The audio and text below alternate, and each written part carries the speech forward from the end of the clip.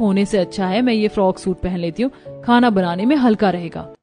कुछ ही देर में बहू फ्रॉक सूट पहनकर सिर पर दुपट्टा करके बाहर आने वाली होती है। तभी पाखी स्लीवलेस फैशनेबल ड्रेस पहने कमरे में आकर टू मच एटीट्यूड दिखाते हुए कहती है, भाभी, मम्मी आपको किचन में बुला रही है पहली रसोई के लिए।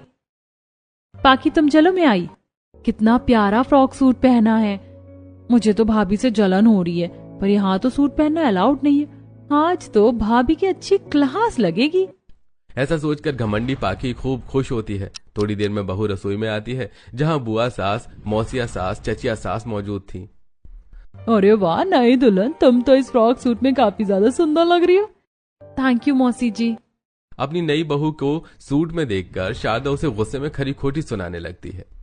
छोटी बहू, किससे पूछकर तुमने सूट पहना है? अभी तुम्हारी शादी को ठीक से एक दिन पूरा नहीं हुआ और तुम अपनी मनमर्जी चलाने लगी। पर शारदा, बहू ने फ्रॉक सूट ही तो पहना, इसमें कोई खराबी थोड़ी है जो तुम पूरा घर सर पर उठा रही हो। जमाना बदल गया है। तुम अपनी बहू को जो मर्जी जीन्स टॉप पहनाना, मैं टोकने नहीं जाऊंगी, लेकिन मेरी बहू को खराब मत करो। और बहू खबरदार, आज के बाद सूट पहना दो।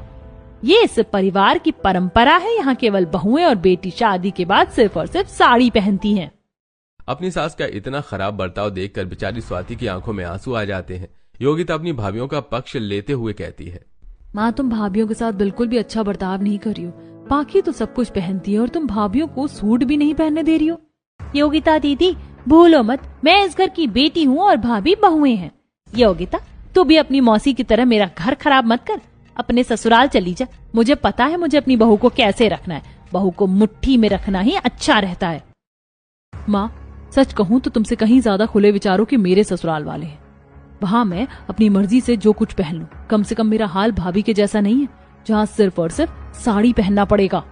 शारदा के पुरानी सोच के चलते सारे रिश्तेदार अपने अपने घर चले जाते हैं। वहीं बेचारी दोनों बहू का एक समान हाल था। उन्हें सिर्फ और सिर्फ साड़ी पहनना पड़ता, जिससे कई बार उन्हें घरेलू कामकाज करते, खाना बनाते समय दिक्कत परेशानी भी झेलनी पड़ती। लगभग स्वाति की शादी की 1 महीना लग जाता है। शीतल, जल्दी से 2 पराठे ले आना।